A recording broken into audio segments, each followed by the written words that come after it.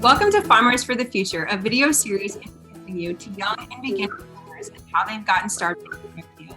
I'm Emma Henning, digital content editor with Successful Farming, and I'm excited to kick off episode 2 of Farmers for the Future.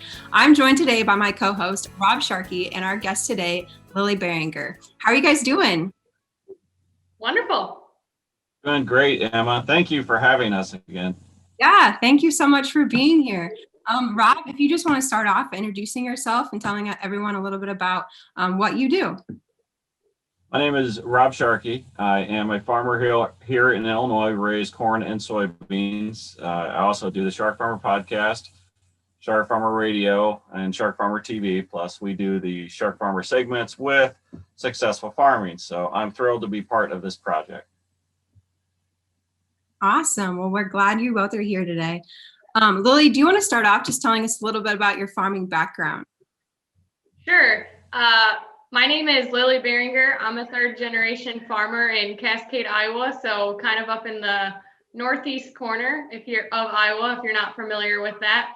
I'm not fortunate enough yet to be able to farm full-time with my family because just welcome to 2020 markets. So I also work full-time for Purina Animal Nutrition as a beef specialist. So I kind of do the animal nutrition work for feedlot and cow-calf producers, but then I come home and I basically farm full-time with my family too. So we raise beef cattle. I have 60 spring cows, 30 falls as far as calving time throughout the year. And then we also custom feed 500 head of feeder cattle for a different producer.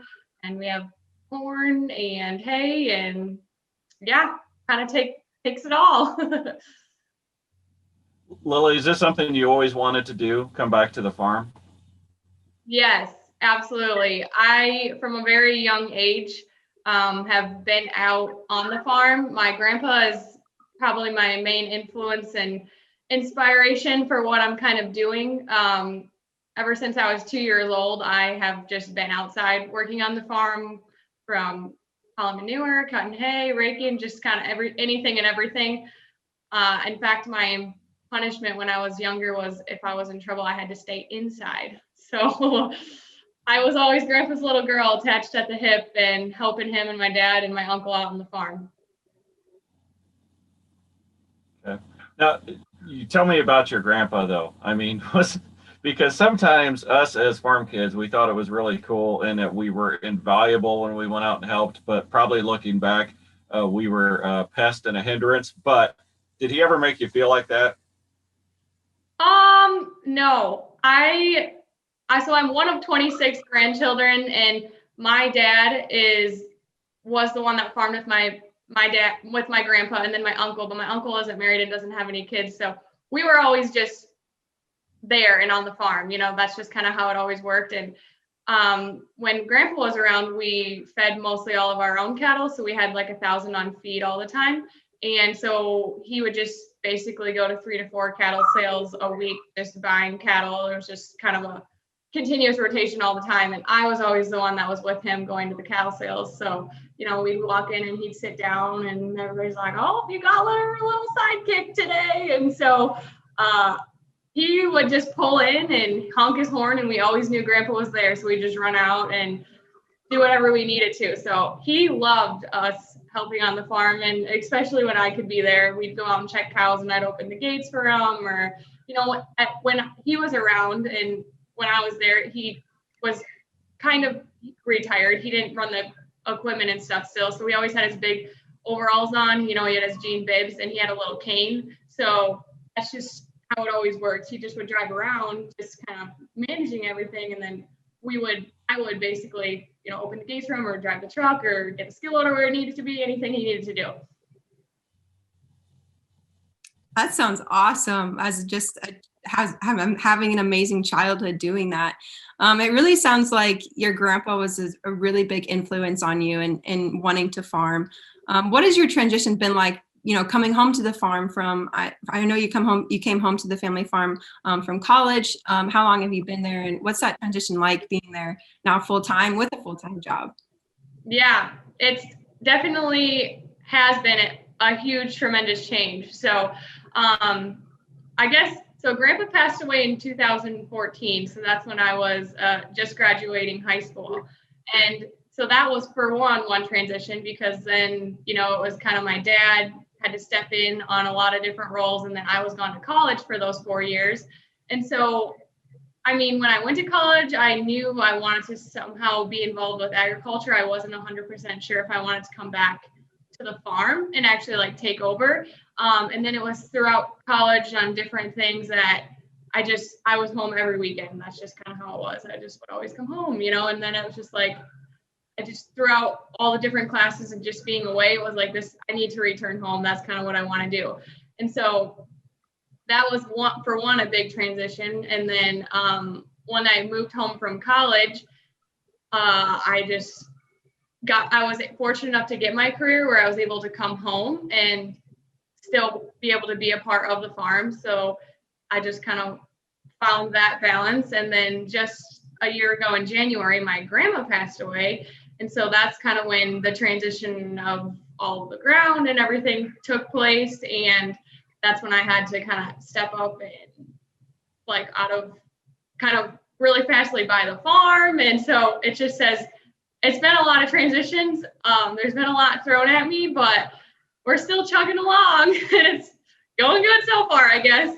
I actually sold my calves 2 weeks ago from that I weaned and everything. And in March is when I have my first big payment due, my first farm payment, my first, I have my operating loan due, I have my cow loan. And so that's a little scary. I think, obviously I'll just figure out a way to make it work, but it's just this is the next big transition is let's get through the first year of writing all those payments. Let me tell you, after 20 years of farming, those payments are still scary. But yeah, what I love is that you're doing this as a side hustle, because honestly, that's the way that most people have to get into. You've got your full-time job that pays the bills. It's a lot of work, right? Because you get done with that, and most people, that's their life, that's their thing. Then you've got this whole second career of farming. Is the thing a goal to transition into full-time farming someday? Absolutely.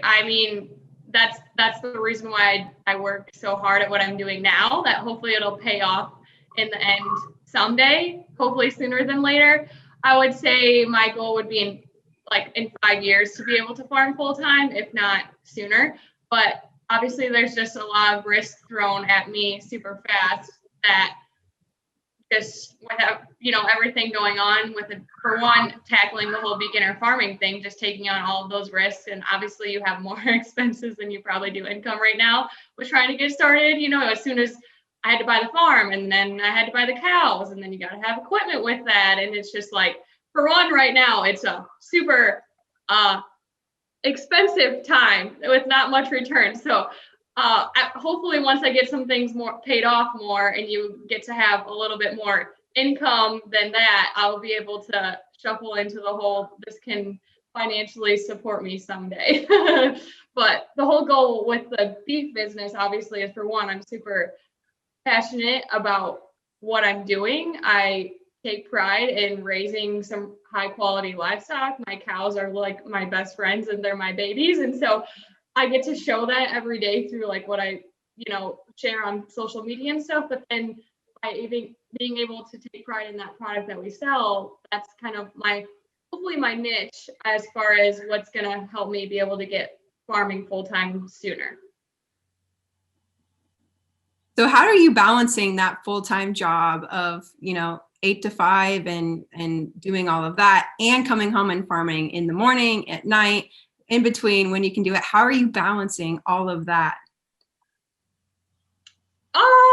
I don't know. I guess it's just I've never really known any different, it's just, you just work a lot. And when you love what you do, it kind of doesn't really seem like that. Granted, obviously there is some days where you're just why the heck am I doing this? But I guess the general, as far as right now of what's going on, I'm up by 6 every morning. I feed 2 to 3 bunches of cattle, and then I go and I work full time for the day. And what's cool about my career with Karina is, I get to work with farmers and their animals as well. So it's it's not directly my farm, but it's the closest that you can get from it. and every single person has a different way of doing things. So I just get to learn so many different things and possibly, you know, if it fits, apply it back to our farm. So then I get home, usually, I don't know, it depends on the day, between 4 to 6 o'clock. And then I have to feed either fall cows or spring cows at night. And right now we're fall calving. And so if there's a new baby, then I got to process that. And like last night, we have the tub grinder coming today to grind hay. So I had to get hay bales all lined up. The crate feed's coming today, so I had to get the crate feeder all ready. And we're preg checking cows on Friday, so tomorrow. And so now I got to get the chute ready tonight. And it's just, you know, it just depends what's going on. And after work, I just do whatever I need to.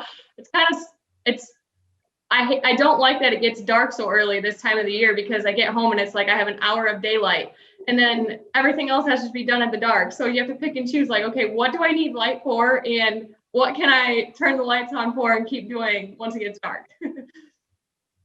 Lillie, how old are you? I am 24. 24. You can't legally rent a car yet, can you? No, no. So I've been out of college for 2 years now. Yeah. So I'm 46, right? I am much older than you. And I had a goal to buy a farm before I was 40. I bought it at 39. Was 39. And as I'm sitting here at 46, I wish I would have done it sooner, but at least I had that hard goal that kind of put my hand to do it. Are you thinking that far ahead? Are you putting some goals in place to kind of force yourself to progress? Yeah. So I guess I didn't really have a goal of like when I wanted to buy my first farm, but basically just due to a bunch of unforeseen circumstances, it happened a lot faster than I thought. So it was kind of like you need to figure this out now or it's gone type deal.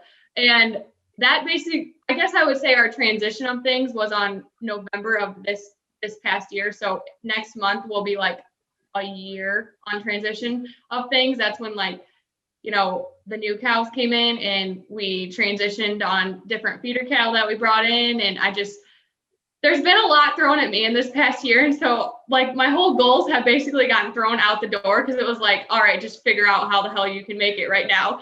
And now a year later, it's like, okay, we're kind of figuring this out. We're getting in the groove of things. And I've kind of gone back to the drawing board of like, all right, by this time I would like to do this and this. And so my goal was to hopefully have the beef business by this next spring, you know, by June, July of this year. Well, all of a sudden it's happening in like November, like next month. And I was like, oh my gosh, you know, so that's the next thing we got to tackle. And then, I mean, my goal is to get to 200 cows someday. And so, you know, I don't really have a timeline of when I can get another 100 cows in this area. It's more like, where can you find pasture and when? So if I can find some more pasture, that's the goal, to get to that kind of a number. And, I don't know. I've learned. I definitely wasn't a year ago, but in the past year, I've just kind of been like, you just kind of got to take it by the day and roll with what comes at you. Because there is a lot of like blessings in disguise and a lot of unforeseen opportunities that, like, if I just wouldn't have been open to change, basically things wouldn't be the way that they are now. And so what's really cool about my career is there's so many different people I know, and there's so many different networking that I take place with it, that you never know when someone's going to come up to you and be like, Lillie, do you want to do this? Like last spring, for instance, somebody asked if I wanted to calve out 120 of their cows. And I was like, maybe. And then I like thought about it a little more, and I did. I calved 120 cows, you know, like, so you just kind of figure it out, I guess. You know, some people come up to me every day and they ask, do you want to do this? You want to that? Just this week, actually, I got a call where it was like, hey, do you have a place for stocks for 450 cows that you can just keep until they calve? And I was like, as of right now, no, but let me do some thinking. You know what I mean? So I just roll up with it every day, because it kind of changes really fast. Well, it sounds like you're really good at just taking opportunities when they come to you and when they arise, and you have no problem saying no ever. I try to, I guess. Some days it's a lot, but like I mentioned before, I don't really know any differently. It's just how it's always been, you know, and I enjoy it, obviously. So a lot of times it doesn't seem like work. And people are like, don't you, like 7 or 8 o'clock every day, you're still working? I'm like, I guess. Yeah, that's just how we do it. Farmers work a lot. Let's talk about your job with Purina, your nutritionalist. How has that gone this year with the old COVID lockdown thing? Oh my gosh.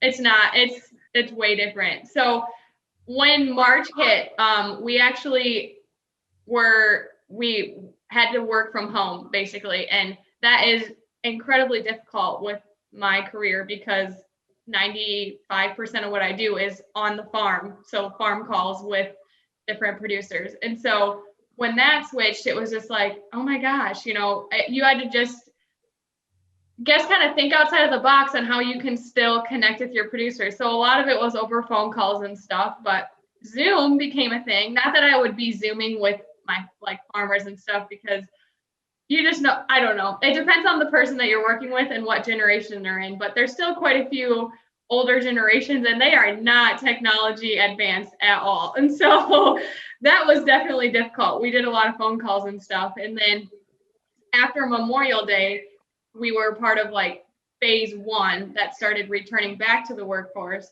But then now it's all on just appointment only. And so for me, that's fine to a certain extent. But also when I moved home 2 years ago and I started my career, they kind of created my position.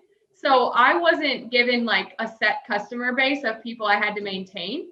Everything that I've done is all new business.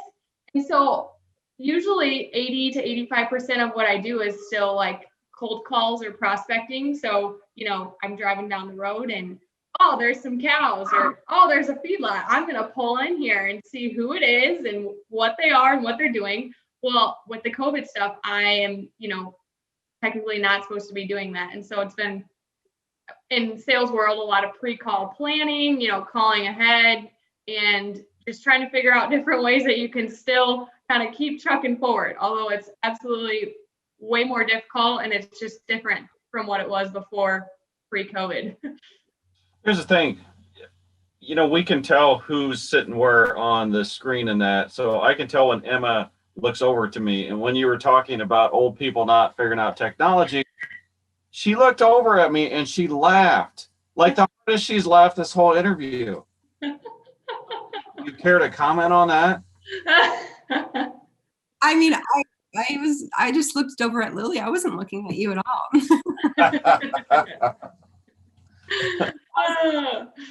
A smart comeback from you, Rob. I think you're doing great. The camera is on you and it's working, so you figured it out. That's all that matters. You want to do some rapid fire questions, Rob? Sure. Do we have any, or are these just off the top of our head? Shoot them off the top of your head. I have a few if you'd like, but. Okay, well, I can come up with them. So you start. Oh gosh, this is kind of nerve-wracking. Don't think about anything, just answer them as they come to you. In the heat of harvest, would you rather be in the combine or the grain cart? I guess so, grain cart, because that's just what I run. I think it'd be cool to do the combine at some point. That's not my job. I think I'll be able to be taught it at some point. And one time I did it, a couple of rows, but then I had to switch back to the grain cart. So now all I do is the grain cart. Someday maybe I'll run the combine. Okay, yes or no question. Are you aware that you're calling it by the wrong name and it's actually an auger cart? No. Is that difference in how you call it or what? It's grain cart around here. Difference in slang, I guess. No, that's talk. Yeah, that's funny. What is the worst and best jobs on the farm? The best job by far is just when I get to hop on my horse and go out in the pasture and check cows in pairs, because for one, I'm on my horse. Two, I get to look at all of my cows and they're just out on pasture and there's timber, and right now the leaves are changing and it's just so pretty and it's so relaxing. It's kind of like my little escape. I'd say the worst job is probably power spraying. I mean, cleaning off equipment. Right now, my feed wagon and skidler are pretty dirty, and that might be a job on the agenda this weekend, but it's been put off the past couple of weeks because I'm like, oh my God, I don't like doing this. But it's one of those things that you just got to do. If you take care of your equipment, it'll take care of you. It's not fun when you have to do it. Okay. Gosh, Emma, now you got me all flustered here, trying to come up with rapid fire stuff. How horrible of a co-host she is. Okay. What do you like better, crops or cows? Cows, 100%. I honestly, if you want me to be honest, I don't give a crap about crops unless it partakes to feeding my cows.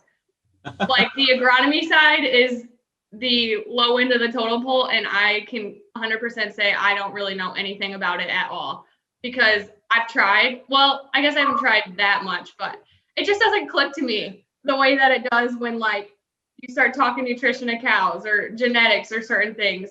When some smart stacks number, I'm like, what? Like, as long as it just grows and it feeds my cows, that's all that matters to me.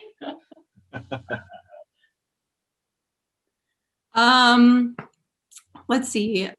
Favorite snack in the tractor or even on the run when you are, visiting farmers? Favorite snack. I'm pretty set on like some sort of protein bar, which are like, oh, healthy, but I don't know. I have one like at least once a day, if not more. And I have a pretty good homemade recipe that I usually have always in the fridge, or I'll just go and grab whatever I need. But that and cheese, I am a big fan of cheese. I usually have it for breakfast because why not? I just love cheese so much. Cheese sticks, so summer sausage and cheese. I don't really care what it is. I can get a whole block and just eat it. I love it. You ever try that Velveeta? Yeah, that's not necessarily cheese. It never molds. It never molds. I mean, you got that. All right. A question for you. Do you know any other females that are kind of doing the same thing that you're doing in your area? No. I mean, I guess there is, yes. I probably can think of a couple that I guess do it to the extent of what I do. There's a lot of like wives and stuff where like during harvest, maybe they'll like run the grain cart or they'll bring field meals and stuff. But I guess I don't necessarily know anybody that does like the financials to the everyday work to anything in between to what the extent of what I do. But I don't let that stop me. I work especially with what farming for one, and then in the career that I do, you can sometimes get the whole female aspect thing in it. And I just say, just watch me. I can do it. Does that intimidate you at all? Being a female working in ag and also in a career in ag that you're driving into farms sometimes that you don't even know the farmer. Does that ever intimidate you or anything? I don't know if intimidate would be the word. A lot of times it kind of frustrates me. For like instance with my career, if I pull in somewhere, depending on who it is, but there's been certain instances where they don't flat out say it, but you definitely get the vibe where it's like, you're a girl, you don't know what you're talking about. And it just kind of frustrates me, but then it encourages me to work that much harder to really show and prove like, no, I do this, like this is what I do every day too. It doesn't matter that that I'm a girl. And so, yeah, that aspect is more frustrating than intimidating, I guess. But a lot of times I just tried turning it around and using it as like an encouragement to just kind of keep pushing and showing people that, you know what, you can do this. So I do get some weird looks sometimes, like if I'm going through town and with the tractor and the bale wagon, or if like I go to the gas station quick, when I'm just covered in poop or something, and they're just like, what the heck? But whatever. I think a lot of people have gotten used to it now, but in the past couple of years, it's been I guess people are just like, I can't believe she's really doing that. I went to an event one time and it was a deal where they rented a house and there was like 30 farm wives and I went to give their speech. And I'll never forget, I opened the door and I'm sitting there and they're all looking at me. It was like one of the most intimidating times I've ever been in because I felt so out of place. You've got to run into a lot of that because agriculture is just so male dominated. I mean, Absolutely. Does it ever get to you? There is days, yeah. Like for one time, I was on a farm and the guy's like, I bet you don't even know what a pitchfork is. And I was like, excuse me. Yes, I do. I have pitchforked out our milk barn plenty of times, And so like you get comments like that and you're just like, I don't know. I've gotten a lot better at handling it, I guess. Sometimes if somebody asks me a question, that I don't know, and then they're like, oh, she's a girl and she doesn't know, that used to kind of get me discouraged, but I've kind of the sad part is you kind of just get used to it. It's just kind of how it is. And I try to share and like be open and encouraging of like what I do so then it can just bring more awareness that there is some people that do this and it's okay. They do a good job too. Like girls can do it. You can always offer to show them where to stick that pitchfork. Yeah. That would have been a good one. I wish I could think of that on the fly. Oh, yeah. So it just depends on the day, I guess, and who you come across. Well, you sound like you've really got a strong head on your shoulders, Lillie, and a really bright future ahead of you. But thank you so much for being here and just sharing your experience so far back on the farm. Absolutely. Thank you so much for having me.